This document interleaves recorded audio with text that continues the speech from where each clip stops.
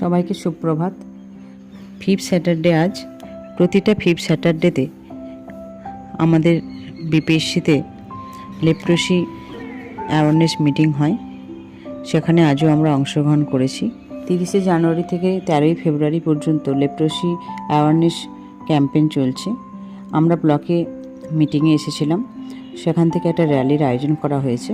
সেই র্যালিতে ব্লক থেকে বিমিশ স্যার, সিনিয়র পেশেন্ট দিদি, সিনিয়র দিদিরা ও বোনেরা আমরা সবাই মিলে হসপিটাল গেট থেকে একটা র্যালির ব্যবস্থা করা হয়েছিল। সেই র্যালিতে আমরা সবাই মিলে খুব মজা করেছি ও ব্যানার সাথে নিয়ে অ্যাওয়ারনেস গড়ে তোলার চেষ্টা করেছি।